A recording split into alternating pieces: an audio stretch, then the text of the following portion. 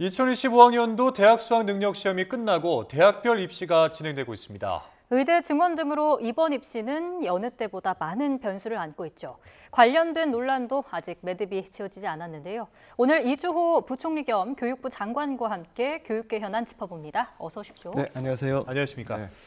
자, 교육부에서도 올 한 해 많은 정책들을 내놓으셨는데 네네. 먼저 좀 성과를 짚어주신다면 어떤 말씀 해주실 수 네, 있을까요? 우선 넓은 정책 다 아시다시피 이제 아이들 초등학교 아이들 같은 경우에 이제 그 부모들의 그 돌봄 부담이 많지 않습니까? 그런데 이제 그 오후 1시부터 이제 아이들이 돌아오면 정말 좀 난감한데요. 이제 1시부터 3시까지는 이제 넓음으로 해서 아이들 뭐 펜싱이라든가 발레라든가 다양한 프로그램들을 지금 무료로 제공하고 있는데요. 굉장히 호응이 좋은 것 같습니다. 그래서 원래 이제 1학년 전체 시행을 했고 1학년 중에서 한 80%가 참여했고 참여한 분들의 만족도가 어떤 지역은 90%까지 올라갑니다. 그래서 굉장히 성공한 정책으로 생각되고 내년에는 이제 2학년 아이들까지도 다 포함되고 후내년에는 이제 전체 초등학교로 확대가 됩니다. 그래서 큰 성과가 있었다고 생각을 하고요. 또 이제 초중등에서는 이제 교실 혁명이라고 해서 이제 아이들이 그 이제 AI 디지털 시대에 정말 새로운 역량을 키워야 되는데 인성도 키워야 되고 또 지식도 이제 완전히 달라지지 않습니까? 그래서 이제 AI 디지털 교과서가 또 내년 학기부터 본격적으로 도입이 됩니다. 내일 사실 이제 검정 결과가 발표돼서 이제 AI 디지털 실무를 다 볼 수가 있게 되는데요. 그동안 또 많은 준비를 해왔고요.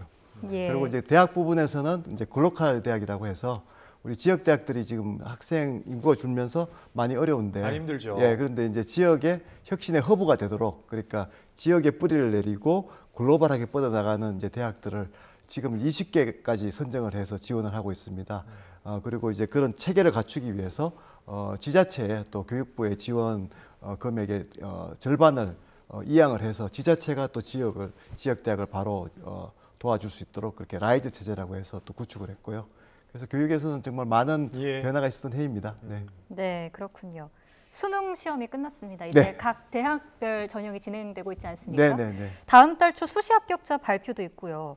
의료계에서는 하지만 2025학년도 의대 증원 백지화를 요구하는 목소리가 계속되고 있는데 이 부분에 대해서는 어떻게 보세요? 원래 사실 교육부 장관으로서 너무 좀 국민들께 송구하고 안타까운 일이 이제 의대생들이 한 9개월 이제 넘게 지금 이제 안 돌아오고 있는 건데요. 지난번에 이제 정부가 대성적으로 휴학을 허용했습니다. 그렇게 하면서 학교 현장에서는 이제 좀 의대 교수님들도 좀 학생들이 돌아오도록 지금 노력을 하고 계시고요. 또 내년도에 또 많은 학생들이 증가하기 때문에 거기에 대한 준비도 지금 교육부가 하고 있습니다.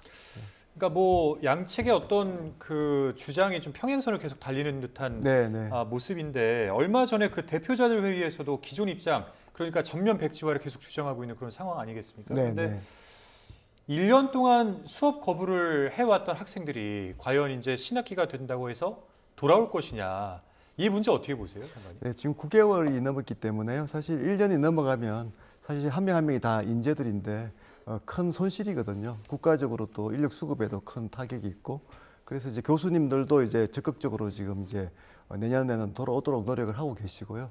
아마 돌아와야 되고 또 돌아올 것이라고 믿습니다. 그러면 이제 만약에 돌아오지 않게 되면은 여기에서의 교육 당국의 대응책은 어떻게 되는 거예요? 정말 가정하기 싫은 이제 그죠. 어떻든 최선을 다할 거고요. 정부로서는 이제 그 대학 지금은 이제 그 전까지는 소통이 좀 잘 안 됐던 부분이 있습니다. 불신의 벽이 좀 너무 높았던 것 같고요. 근데 이제 여야 의정 협의체도 사실 발족이 됐고 또 이제 의대와 그 교육부 간의 협력을 통한 이제 그 아이들이 학생들이 돌아오는 노력도 시작이 됐기 때문에 저는 꼭 돌아온다고 생각을 합니다. 여야 의정 협의체도 구성이 돼서 돌아가고 있습니다. 참여도 하고 계시고요. 또 하나의 핵심 쟁점은 2026년이거든요. 그때 의대생 증원 규모인데 이 부분에 대해서는 이견이 아직 좁혀지지 않는 것 같아요. 이제 정부가 이제 제안하는 거는 이제 의료 인력 수급 추계 기구가 있습니다. 거기에 좀 의료계가 참여를 해서 과학적인 근거를 가지고 대화를 하자. 정부는 열어놓고 대화를 하겠다는 입장이고요.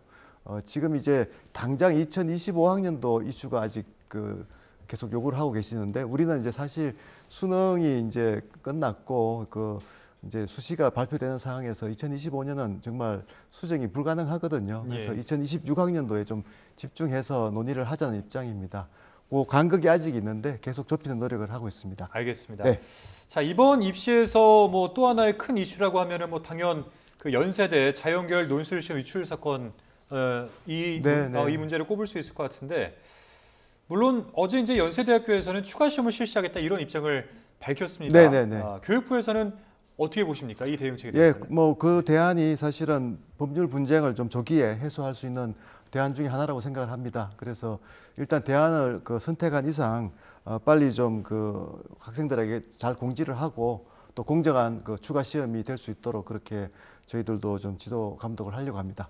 네, 공정한 시험 감독이 됐으면 좋겠다라고 말씀해 주셨는데, 연세대가 당초 치렀던 시험 그리고 12월 8일에 있을 이 추가 시험에서 모두 정원인 261명씩을 뽑겠다고 한 거잖아요. 그러니까 최대 2배까지 늘어날 수 있다 이런 뜻으로 풀이가 되는데, 이 부분에서는 공정성이나 어떻게 보세요? 문제가 될 수 있을까요? 이게 이제 법규가 있거든요. 그래서 이제 이게 일종의 이제 대학의 과실로 인한 초과 모집에 해당되고요. 그럴 경우에는 차차기 연도, 그 다음에는 벌써 이미 정해져 있기 때문에 차차기 연도 정원을 이제 추가 모집한 만큼 이제 줄이게 됩니다. 그러니까 정원 이제 축소를 정부가 요구할 것입니다. 그렇게 되면 또 나오는 게 지금 고등학교 1학년들이 피해를 보는 게 아니냐 이런 불안한 목소리들도 나오거든요. 네, 뭐 지금 뭐 어차피 이제 여러 가지 대안들 중에서 가장 그래도 리스크가 적은 방향을 선택을 했다고 생각을 하고요.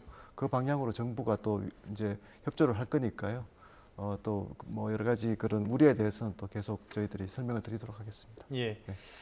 그리고 뭐 내일이면 AI 디지털 교과서 검정 결과가 나오게 되는데, 뭐 이게 이제 사실 없던 것이 도입되다는 거다 보니까 뭐 궁금한 점도 많고 우려도 있는 게 사실입니다. 어떤 부분에 방점을 찍고 지금 심사를 하셨나요? 심사할 때 사실 이제 학생 맞춤형이거든요. AI라는 것이 어떻게 보면 영어 교과를 예를 들면 학생들의 발음을 교정하잖아요.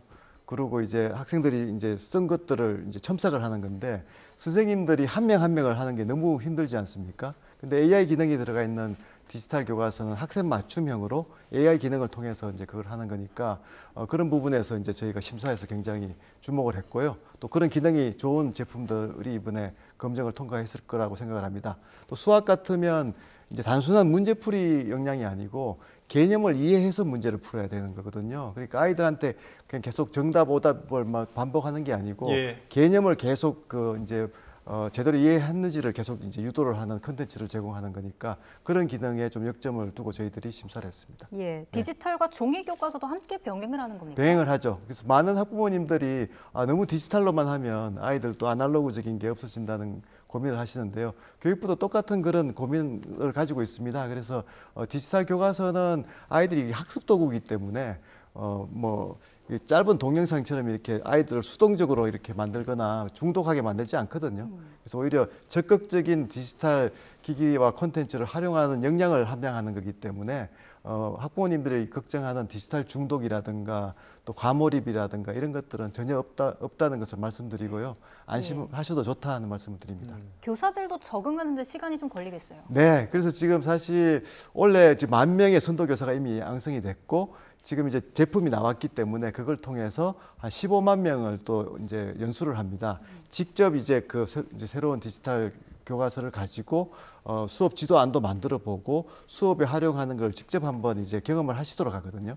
그래서 내년 이제 현장에서 이제 실행이 될 때는 교사분들이 충분히 익숙하게 활용하실 수 있도록 지원할 계획입니다. 뭐 근데 일각에서는 이 역할의 한계성을 좀 지적하는 목소리도 있는 것 같아요. 비판의 목소리. 이거에 대해서는 어떻게 생각하십니까? 그러니까 이제 아직 이제 안 써본 거고 이제 못 보셨기 때문에 그런 거고, 사실은 이제 우리 개발하는 과정에서 정부가 이걸 보여드릴 수가 없거든요. 검증 과정이기 때문에 사실 그걸 미리 공개를 할 수가 없습니다. 그래서 이제 내일 이제 검증 결과를 발표를 하고 12월 초부터 이제 공개를 하기 때문에 그렇게 되면 자연스럽게 좀 많은 우려들이 좀 불식이 되고 정말 이게 이제 새로운 학습의 시대가 열린다 하는 것을 좀 기대를 해도 좋으실 것 같습니다.